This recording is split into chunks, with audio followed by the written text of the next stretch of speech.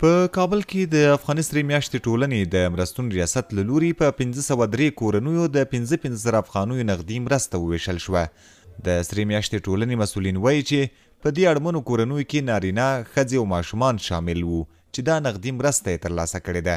یو شمېر هغه میرمنې چې د کورنۍ سرپرستي کوي وایي چې دا مرستې د دوی د درد دوا نشي کیدی او له مرستندویو بنسټونو حکومت څخه د لا زیاتو مرستو غوښتنه کوي. خپله کونډه ښځه یم، په کالو مې د بل په کالو مې نفس ختلی دی چې زه پرې وم. د خپل عیال ته زه 5 ډوډۍ پیدا کوم، که د شپې ډوډۍ پیدا کړم د شپې کتغ نشته، که د شپې کتغ پیدا کړم ډوډۍ نشته. خپله په مزدوري کې اوه نفره عیالداري راپسې ده صادق لاس. نو اوس دغه کوم، زه خواهش دغه کوم چې دغه زموږ مسلمانان خپل طالبان چې مو راغلي دوی باید چې د یتیمانو د داسې غرانو سره دوی مرسته وکړي، دوی کومک وکړي. ما ته په خدای قسم که دغه شی لرو چې ما ورته وګورو، نه بخار دی، نه نوکۍ بوټي، نه شی، نه د اوبو شی، د هر شی مشکلات لرو. دغه د ناستې دا لپاره زه کونډه یم، په خدای که دغه د کوچني هلکانو سره ناسته یم.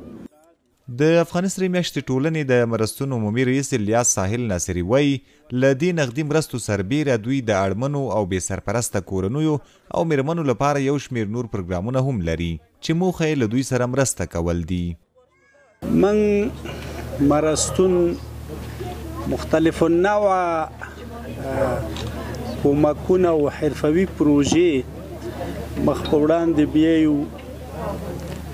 من 1500 خویندې فی الحال د خیاطي او د مرغداري په پروژه کې، حرفوي پروژه کې په درس بوختې لرو. هر ورځ راځي.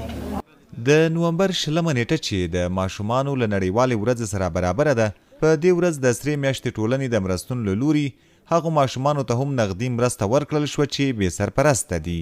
دا ماشومان وایي په دې مرسته یو څو ورځې ګزاره کولی شي، خو دا چې ژمی را روان دی نو لا ډېرو مرستو ته اړتیا لري. موږ سره مرسته وکړي، یو لس پیسې راکړي، د څو د پایه ګزاره مې وشي، ژمی روان دی. دا ټیمان ټولو دا یو 10 روپۍ 10 روپۍ پیدا کوو، راځو کور ته ورو.